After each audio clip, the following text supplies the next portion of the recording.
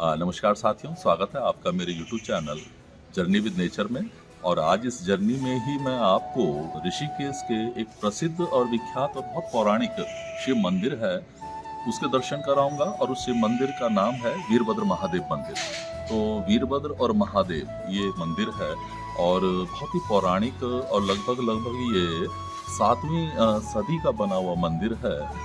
उस समय इस मंदिर का निर्माण हुआ था, पर जो शिवलिंग है वो तो बड़े आदिकाल का है। और कैसे वो बाद में उस मंदिर पहले पौराणिक क्या रहा नहीं, पर इसका जो मंदिर का जो स्ट्रक्चर है वो 7वीं सदी में वो बना है ये मंदिर। इसकी काफ़ी पौराणिकता भी है और इसके बारे में अन्य जानकारियां जो हैं मैं यहाँ के जो महंत जी हैं मैं उनसे भी मिलूंगा, तो आपसे उनसे भी बहुत सारी जानकारी लेंगे। तो ठीक है साथियों, शुरू करते हैं आज के इस वीडियो। ऋषिकेश में गंगा व रंभा नदी के संगम के समीप ये वीरभद्र महादेव मंदिर स्थित है। भगवान शिव का रौद्र रूप जिसे श्री वीरभद्र के नाम से जाना जाता है, यहाँ पर वीरभद्र तथा महादेव जी के संयुक्त रूप से शिवलिंग की पूजा होती है। यह मंदिर उत्तर कुषाणकालीन इटिकाओं से निर्मित है, जिसके भद्रपीठ पर शिवलिंग विराजमान है। यह स्थान बहुत ही पौराणिक है तथा पुरातत्व की दृष्टि से भी काफ़ी प्रसिद्ध है। श्रावण मास में यहाँ पर भक्तों का बहुत बड़ा तांता लगा रहता है तथा शिवरात्रि के दिन तो यहाँ पर इतना एक विशाल मेले का आयोजन किया जाता है और प्रत्येक सोमवार को भी यहाँ पे स्थानीय स्तर के जितने भी भक्त हैं, शिव भक्त हैं, वो यहाँ पे आते हैं। उस दिन भी यहाँ पे खूब भीड़ होती है। यहाँ पर शिवरात्रि के दिन एक बहुत बड़ा जो मेला लगता है, ये आपको हम उसी मेले के उसी दिन के कुछ ये क्षण हैं जिसको मैं इस समय आपको दिखा रहा हूँ। और इस दिन एक बहुत बड़ा मेला भी यहाँ पे लगता है और स्थानीय लोग बहुत सारे यहाँ पे दूर दूर से लोग इस मेले में आते हैं। तो आज उस मेले के भी मैं आपको आज दर्शन कराऊंगा।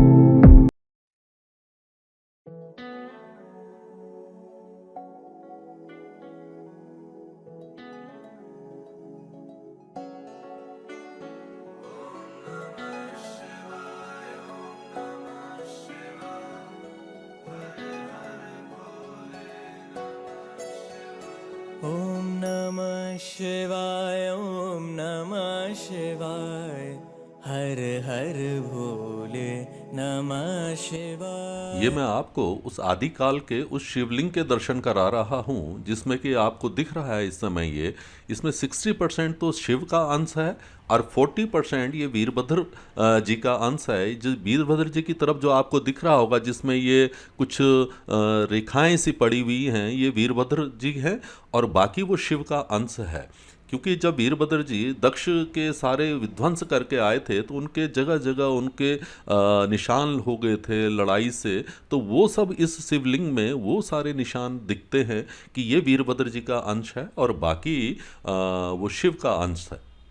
नमः शिवाय, ॐ नमः शिवाय, हर हर भोले नमः शिवाय, रामेश्वराय शिव रामे। अब मंदिर के ही परिसर में बाहर ये हनुमान जी की मूर्ति लगी हुई है। बगल में यहाँ पे बहुत ही पुराने हमारे वृक्ष हैं जो पीपल के और बड़ के, उनके नीचे ये आस्था के प्रतीक जो शिव परिवार है वो सब यहाँ पे रखे हुए हैं। इनकी भी सब श्रद्धालु आकर के आस्था से पूजा करते हैं।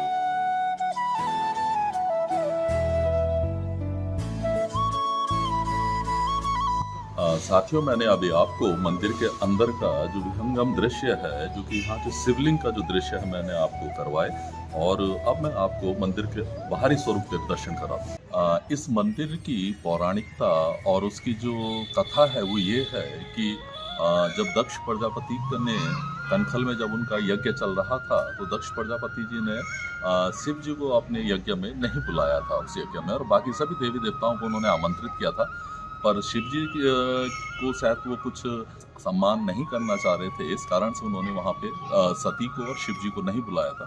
पर लेकिन जब उन्होंने सती ने बिना उसके उनके अपने बुलावे पे ही अपने पिता के यज्ञ में गई, और जब वहाँ पे सती ने देखा कि मेरे का कोई सम्मान नहीं हो रहा है यहाँ पे और न ही उनके आसन तक वहाँ पे लगाया गया था, तो सती बहुत नाराज हुई और उन्होंने अपने पिता के जो हवन कुंड था यज्ञ, उस हवन कुंड में ही सती ने अपने को भस्म कर दिया था। तो जब ये बात शिव जी को पता लगी कि ऐसे हुआ है, तो शिव जी अपने बहुत ही विकराल रूप में आए और उन्होंने ही एक अपनी जटा से एक बाल फेंक करके वीरभद्र जी को प्रकट किया था, और वही वीरभद्र जब यहाँ पे आए अपने गणों के साथ, उन्होंने ही दक्ष प्रजापति के उस यज्ञ को, सारे यज्ञ को विध्वंस किया। और ये सब करने के बाद ही जब वो दोबारा यहाँ पे पहुँचे शिव जी के बहुत बड़े गण के रूप में, उनके साथ बहुत सारे उनके अपने थे, तो यहाँ पे ही शिव जी और वीरभद्र जी दोनों ने बाद में मिलाप किया, और ये शिवलिंग ही आपको दो भाग में दिखता है, जिसमें 60% तो शिव है और 40% का लगभग वीरभद्र जी का अपना वहाँ पे स्वरूप है। वो सब यहाँ पे आपको शिवलिंग में भी देखने को मिलेगा। तो ये मंदिर हमारा बहुत बहुत ही पुराने समय से है, लगभग 7वीं शताब्दी के शुरुआत में ये मंदिर बना है। शिवलिंग तो ये बहुत आदिकाल से है, पर ये मंदिर 7वीं शताब्दी का है। इसका जो पता कैसे, यहाँ पे पुरातत्व विभाग की जो टीम आई थी, वो इसके यहाँ मंदिर के कुछ अवशेष निकाल के ले गए थे। उनकी रिसर्च में ये पता लगा है कि ये मंदिर 7वीं शताब्दी का है।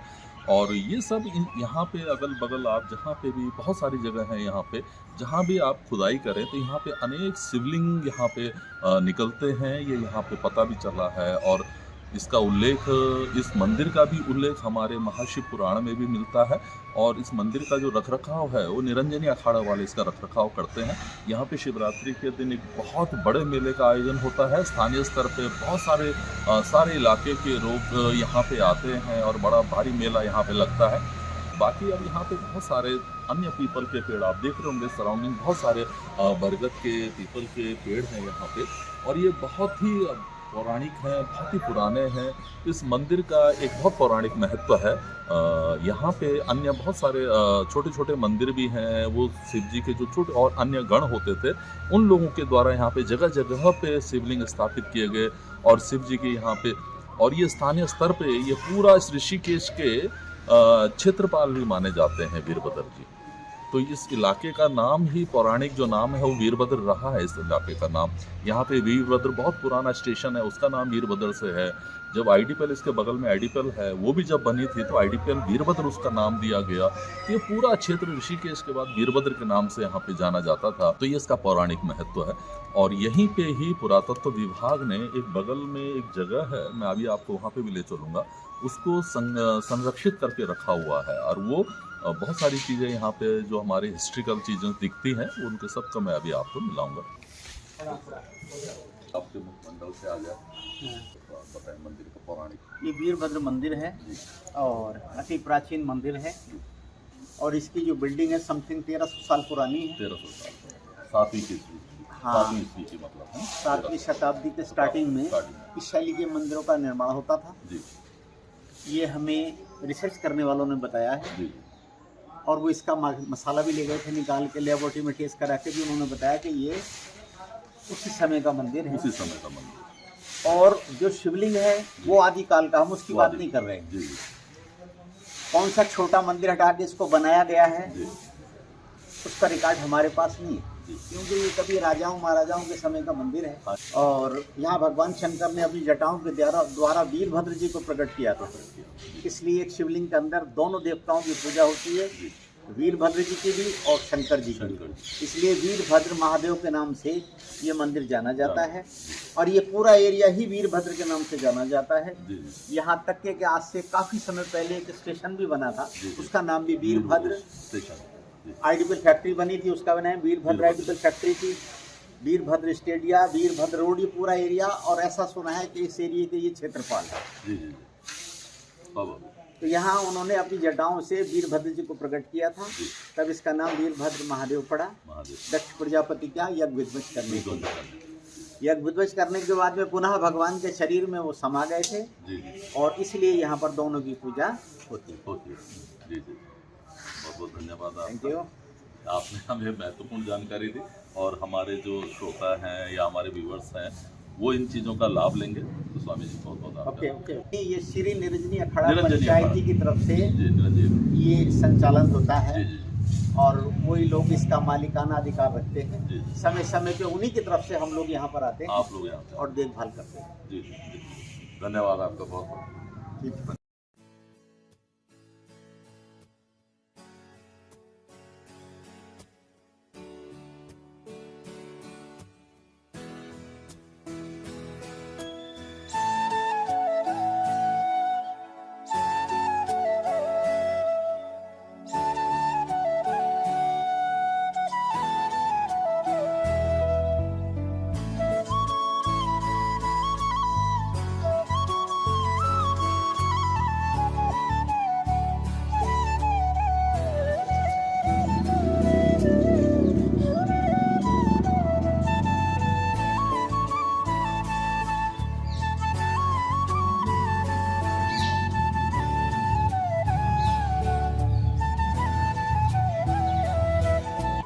साथियों, जैसा मैंने बताया था कि ये वीरभद्र मंदिर के सराउंडिंग अगल बगल बहुत सारे शिवलिंग पाए गए थे जो स्टार्टिंग में, और आज भी अगर कहीं पे खुदाई होती है तो यहाँ जगह जगह बहुत सारे शिवलिंग मिलते हैं।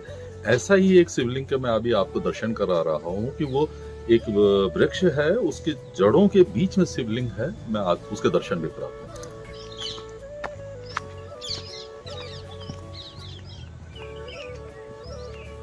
साथियों, मैं अब आपको उस अद्भुत वृक्ष के पास ला चुका हूँ कि जहाँ पे उस वृक्ष की जो जड़ें हैं, उन जड़ों के बिल्कुल बीच में शिवलिंग है। उसके आपको साक्षात दर्शन कराता हूँ।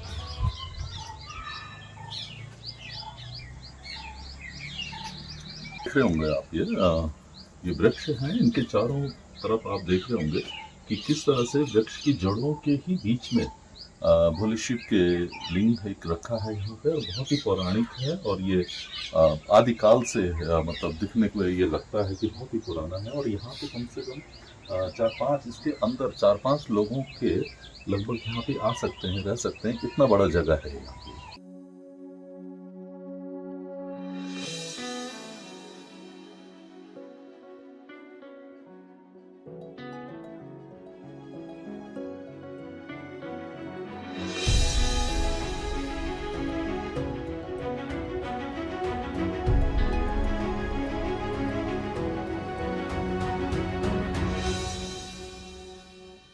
जटाधराय शिव जटाधराय, हर हर भोले नमः शिवाय। जटाधराय शिव जटाधराय, हर हर भोले नमः शिवाय। ओम नमः शिवाय, ओम नमः शिवाय, हर हर भोले नमः शिवाय।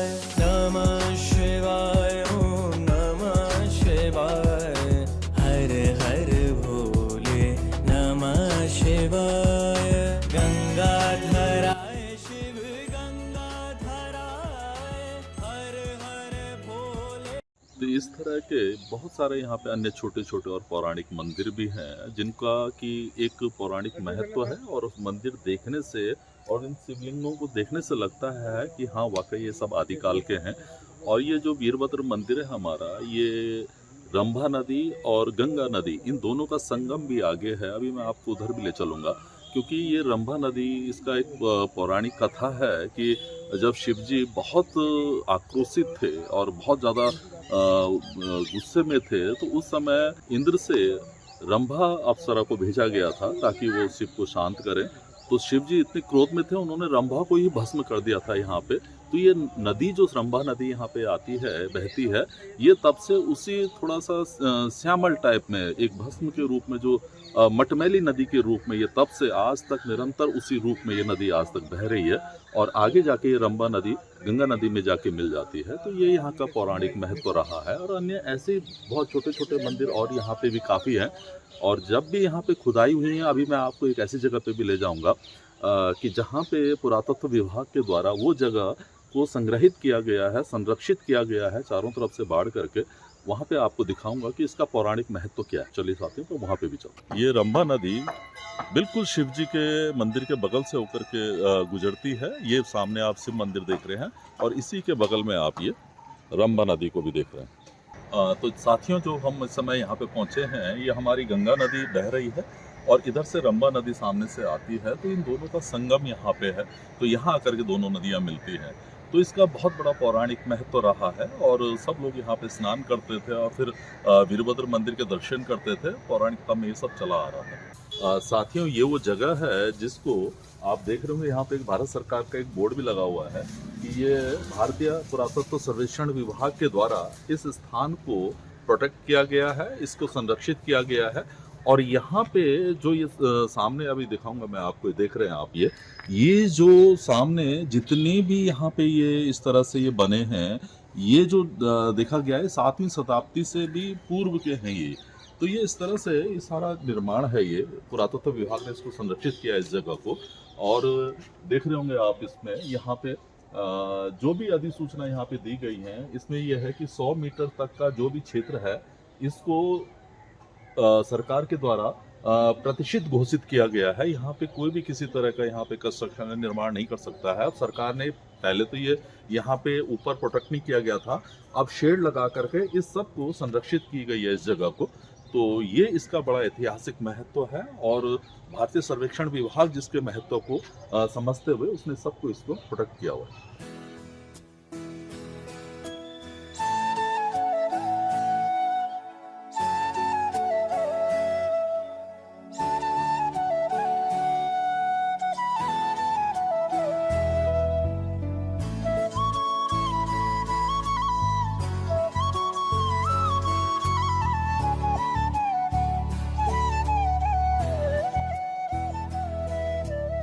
तो साथियों, ये वीरभद्र मंदिर के जो पौराणिक महत्व था और इसके पौराणिक जो साक्ष्य हैं, ये सारे मैंने आज आपके सामने प्रस्तुत किए हैं। तो मुझे उम्मीद है कि आपको मेरे आज इस वीरभद्र महादेव मंदिर के दर्शन जो कराए मैंने आपको, ये वीडियो आपको बहुत पसंद आई होगी और उम्मीद है कि आप मेरे इस वीडियो को पसंद करेंगे और अपने सभी दोस्तों में इसको शेयर करेंगे। तो ठीक है साथियों, मिलते हैं बहुत जल्दी एक नई वीडियो के साथ। धन्यवाद दोस्तों इस वीडियो को पूरा देखने के लिए। उम्मीद है आपको ये वीडियो पसंद आई होगी। प्लीज़ इस वीडियो को लाइक करें, शेयर करें तथा मेरे चैनल को सब्सक्राइब करें व साथ ही बेल आइकन दबाएं मेरी आने वाली वीडियो की नोटिफिकेशन पाने के लिए। तो साथियों, जल्दी मिलेंगे एक नई वीडियो के साथ।